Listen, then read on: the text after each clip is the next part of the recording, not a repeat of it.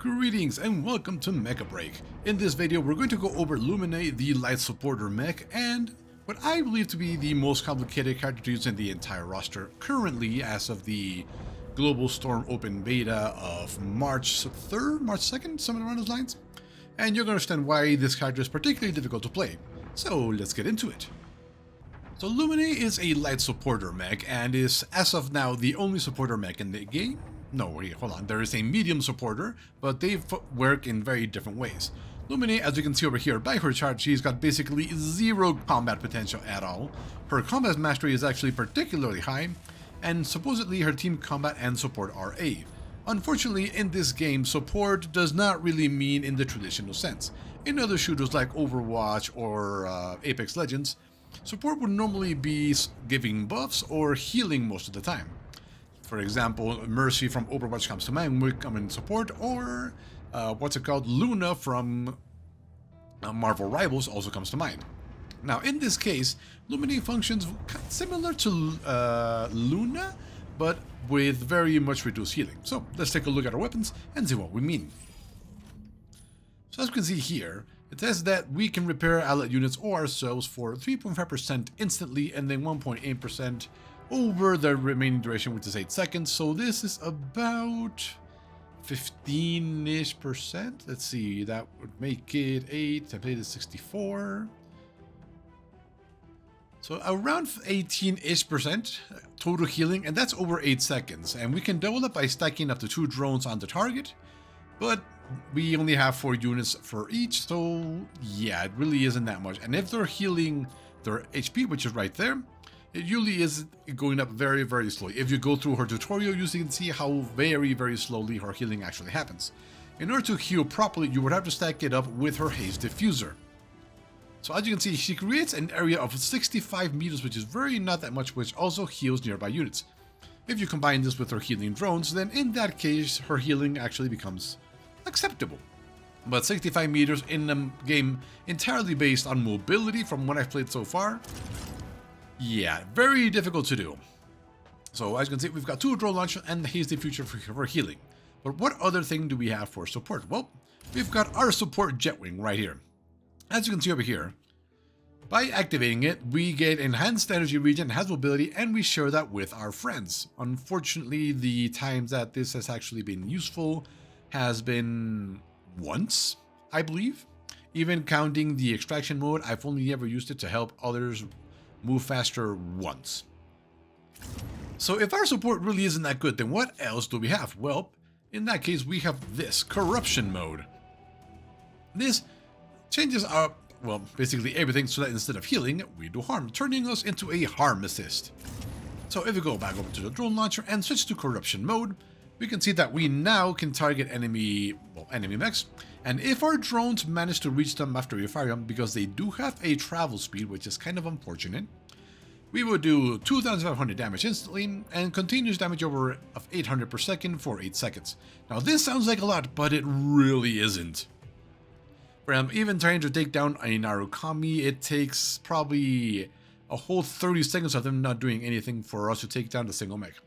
Now, it is true that it bypasses armor. This is pretty cool. So it can be used to finish off enemies that still have armor but have very low HP, although those situations are very rare and very far between.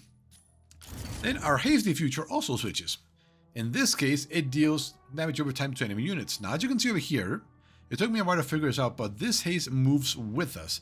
When we use any corruption mode, our screen goes slightly reddish. It does say it lasts 12 seconds, but it really isn't, and it says 2,000 damage per second to everything around us, so it's kind of okay. There really is, let's see, I can think of one scenario where this is super useful, and that is it. Only one situation where this is actually, but unfortunately this is one of our main roles, not healing using this. And lastly, support Jetwing.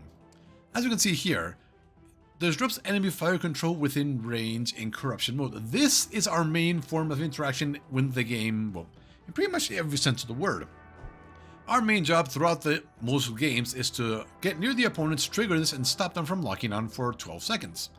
It's unfortunately got a period of time of 24 seconds, so between that time we're not doing much. But because it gives us massive energy regen, essentially giving us unlimited energy during the time, and also increase our mobility, we can compete even with the extremely mobile Hawk when it comes to air mobility.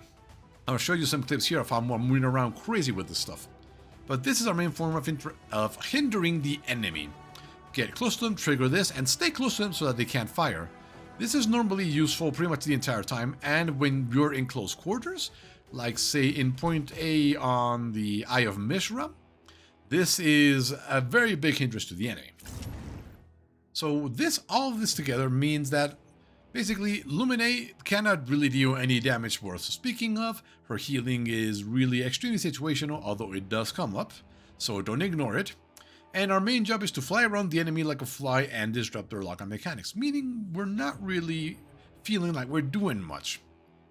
But that is precisely why, if we go back here, we can see that control mastery is very high at 4 out of 5 little pips.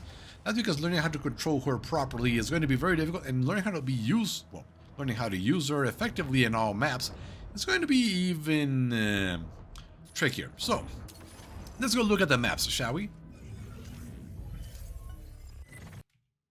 Eye of Mishra is Luminae's best map by far. It includes a very close off point when it comes to point A, where your mist and your interference mode will definitely hinder the enemy greatly. It involves picking up something and taking it to the launch pad as quickly as possible, something which Luminae can definitely excel at. Probably more than Hawk, especially considering point A is inside, and Hawk's flight mode is a little troublesome, as we can see in this clip here. So we just boost around and deliver, and generally speaking, most people will not be able to reach you and stop you from uploading 1 or even 2 pips of, well, the launch code. And if they have no idea that you're there, you can get a full upload going, or even 2 or 3 if you're really, really lucky, with really good teammates. Palm Bay Harbor, well, Harbor really is, it's okay. I'd rate it around a B. You can be useful by helping people move around. There's only really 2 times where you are super useful, and that's at the very beginning of the game, where everybody's fighting over point A, and it's basically close quarters combat, so your interference and mist are definitely useful there. And then there is point B that's inside. That's another useful place where you can definitely put your mist and interference to good use.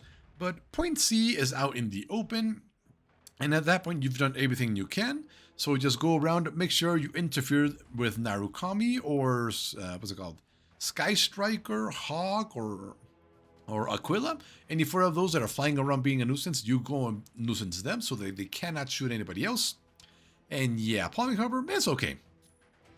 Graceland Sky City. Now this one is tricky. Because it's a team deathmatch, anybody that isn't dealing damage is basically a hindrance to the team. And because it's a complete deathmatch, it's basically entirely focused on killing, so your healing is going to be very rarely useful. However, what you can do is go after the enemy mechs that dive into your allies. We're talking about the Welkins, the Alisnaes, and the Panthers.